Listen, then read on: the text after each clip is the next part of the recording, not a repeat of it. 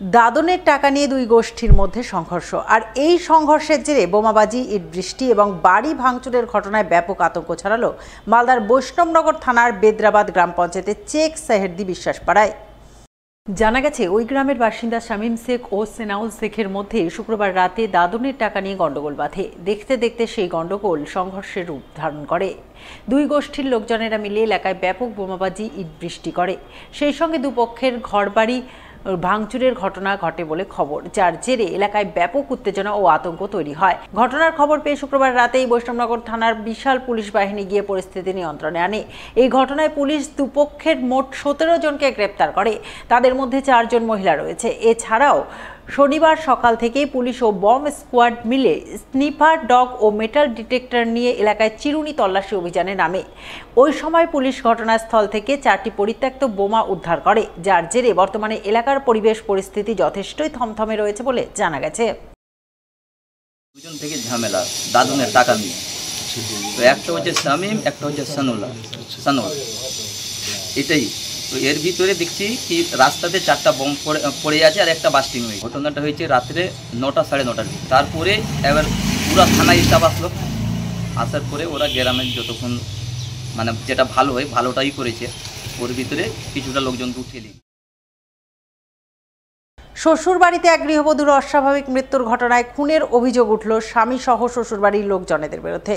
ঘটনাকে ঘিরে জোর চাঞ্চল্য ছড়ালো মালদার রতুয়া থানার বৈকুণ্ঠপুর সবুজপল্লী এলাকায়। জানা গেছে, মৃত গৃহবধূর নাম পায়েল ঘোষ, বয়স 20 বছর, বাপের বাড়ি ভূতনির আলাদিয়াটলায় এবং শ্বশুরবাড়ি রতুয়ার বৈকুণ্ঠপুর সবুজপল্লী এলাকায়। স্বামীর নাম সাগর ঘোষ। তাদের গত 1 বছর আগে বিয়ে হয়েছিল। এর মধ্যে শুক্রবার রাতে শ্বশুরবাড়িতে ওই গৃহবধূর অস্বাভাবিক মৃত্যু হয়। শ্বশুরবাড়ির লোকজনেরা গলায় ফাঁস দিয়ে আত্মহত্যার দাবি করলেও সেই দাবি মানতে নারাজ মৃতার বাপের বাড়ির পরিবারবর্গ। তাদের অভিযোগ, বিয়ের পর থেকে নানান অছিলায় সাগর ঘোষ তার স্ত্রীর উপর নানা রকমভাবে অত্যাচার চালাতো। এছাড়াও মাঝে মধ্যেই শ্বশুরবাড়ি থেকে টাকা আনার জন্য চাপ তৈরি করত। যা নিয়ে শুক্রবার রাতে স্বামী স্ত্রীর মধ্যে ঝগড়া বিবাদ হয়, যার জেরে পায়েলকে তার স্বামী সহ শ্বশুরবাড়ির লোকজনেরা মিলে শ্বাসরোধ করে হত্যা করে।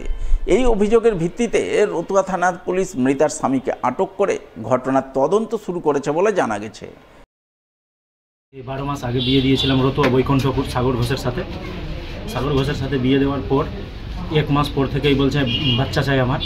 তা বলে সেই মতো আমার মেয়েকে করতো, অত্যাচার করতো। তারপরে 2 মাস 1 মাস থাকতো। তারপর বাবার বাড়ি থেকে টাকা নিয়ে আসো, গরু কিনবো, তো কিনবো, তো কিনবো। আমার মেয়ে 2বার না 3বার ওর বাবাকে বলেও ছিল। বলার পরে ওর বাবা 3বার টাকাও দিয়ে, একবার টাকা দিয়েছে 30,000, একবার দিয়েছে 47,000, একবার দিয়েছে 55,000। 3বার টাকা দিয়েছে। আবার ও সে 2 দিন আগে থেকে বলছে তোমার বাবাকে টাকার কথা বলো, আবার গরু নিব। কালকে আমাদেরকে ফোন করে ডাকলো যে আসো। আসলাম, বললাম যে কী হয়েছে, আমার মেয়ের কোনো দোষ আছে? বলছে না, তোমার মেয়ের কোনো দোষ নেই। তো আমাদেরকে কেন ডাকছো?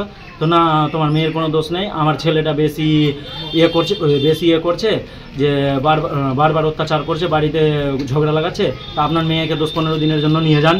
10-15 দিনের জন্য নিয়ে গেলে আমি একে সোজা করতে পারবো। আপনার মেয়ের সামনে যদি 1 থাপড় মারি তা আপনার মেয়ের তো কষ্ট হবে, তো আপনি মেয়েকে নিয়ে যান। আমরা সঙ্গে সঙ্গে বললাম, আমরা 2 ভাই, যে আমাদের মেয়েকে দিয়ে দেন। কালকে রাত 8টার সময় যে আমার মেয়েকে আমি দিয়ে দেন, আমি নিয়ে চলে যাবো।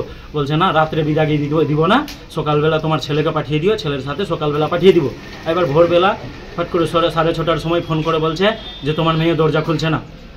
আমরা যখন বাড়ি থেকে আসি তো দেখি আমরা বললাম যে আসছি। যখনই ফোন করলো যে তোমার মেয়ে দরজা খুলছে না, আমি বললাম যে হ্যাঁ আসছি আমরা। তাহলে তো আমাদের আসার আগেই তৎক্ষণাৎ কী করলে ওই অ্যাম্বুলেন্সে করে হসপিটালে আমরা দেখতে পাই, ওর বাড়িতে দেখতে পাই না কি করে মারা যায়। এখন মেয়েটা 2-4 দিনের জন্য নিয়ে চলে যাও, 10-15 দিনের জন্য দিয়ে।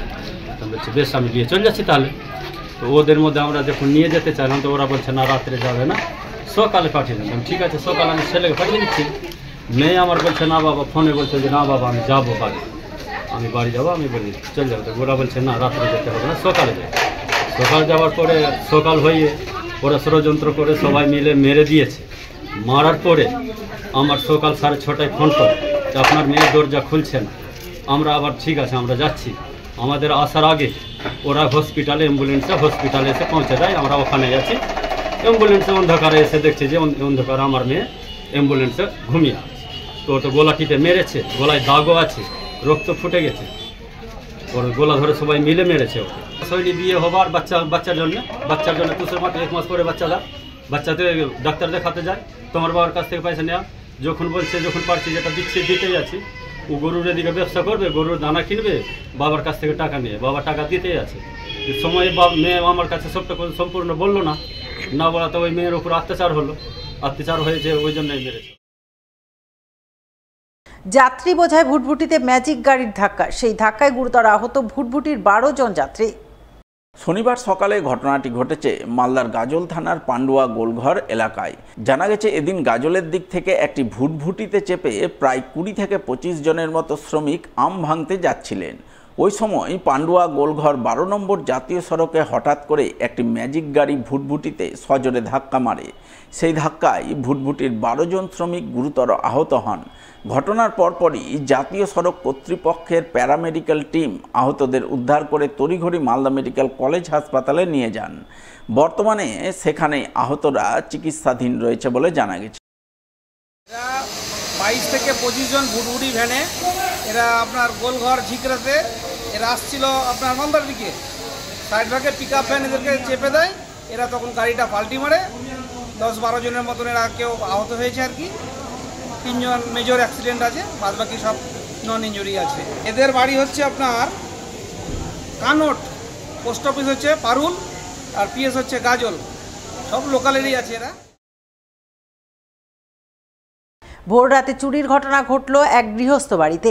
ঘটনাকে ঘিরে জোর চাঞ্চল্য ছড়ালো মালদার মোথাবাড়ি থানার পঞ্চানন্দপুর 2 নম্বর অঞ্চলের উত্তর ঢেলফোড়া কাঁঠালবাড়ি গ্রামে। জানা গেছে ওই গ্রামের বাসিন্দা পেশায় ব্যবসায়ী শ্যামল চৌধুরীর বাড়িতে শনিবার ভোররাতে চুরির ঘটনা ঘটে। পরিবারবর্গের মুখ থেকে জানা যায় প্রচণ্ড গরমের কারণে শুক্রবার রাতে তারা বাড়ির মেইন গেটে তালা মারলেও ভেতরের ঘরের দরজা খোলা রেখেই ঘুমিয়েছিলেন। কিন্তু শনিবার ভোর 4টা নাগাদ তারা বুঝতে পারেন বাড়িতে চোর ঢুকেছিল, কারণ একটি ঘর লণ্ডভণ্ড অবস্থায় রয়েছে। ঘর থেকে 2 ভরি সোনার অলংকার, নগদ 25,000 টাকা এবং একটি মোবাইল ফোন উধাও। আজ সকালে আমার বাড়িতে চুরি হয়ে গেছে। ভোর 4টার সময় চুরি হয়েছে, আর আমরা জানতে পারলাম 4:30টার সময়। আর জানার পর গ্রামের লোককে বললাম, এখন পুলিশ স্টেশন যাব। 2 ভরি সোনা, 25,000 টাকা আর একটা স্মার্টফোন। চুরি করার কারণ যে অনেক গরম আছে, তো তাই গেটটা খুলেছিলাম 3:30টার সময়, তাই জোর দেখে হবে আর ঢুকে হবে। এদিকে এই ঘটনা জানাজানি হতেই এলাকায় জোর চাঞ্চল্য তৈরি হয়। এলাকায় চোরের উপদ্রব বেড়ে যাওয়ায় পুলিশ প্রশাসনের ভূমিকায় একরাশ ক্ষোভ প্রকাশ করেন এলাকাবাসী। দীর্ঘদিন আমাদের গ্রামে চুরিচামারি আমরা কী জিনিস জানতাম না, কিন্তু হঠাৎ এত গরমের মধ্যেও যে চুরিচামারি হচ্ছে, এর জন্য প্রশাসনের একটু দৃষ্টি আকর্ষণ করছি। এইভাবে যদি চুরিচামারি হয় তাহলে আমরা কিভাবে ঘর দুয়ারে ঘুমাবো। এখানে সকালে আমি উঠে প্রথমেই ঘর থেকে বেরোতেই শুনছি পাশেই বাড়ি আমার, যে রাত্রিবেলায় শ্যামলের বাড়িতে সব চুরিচামারি হয়ে গেছে। তারপরে এলাম, এসে সব খোঁজখবর নিলাম, সোনা গয়না সব শকেসের মধ্যে ভরা ছিল। কিভাবে চুরি করলো, কে চুরি করলো, কেন চুরি হবে, প্রশাসনটা কি করছে, ঘুমাচ্ছে নাকি? তাই আমি এই প্রশাসনের দৃষ্টি আকর্ষণ করছি, এটা একটা তদন্ত করে, মোবাইল নিয়ে গেছে, সমস্ত কিছু তদন্ত করে যেন জিনিসটা বের করা হয়, এর জন্য আমি প্রশাসনের কাছে অনুরোধ করছি। ঘটনায় পরিবারবর্গ মোথাবাড়ি থানায় চুরির লিখিত অভিযোগ দায়ের করেন। সেই মতো পুলিশ ঘটনার তদন্ত শুরু করে বলে জানা গেছে।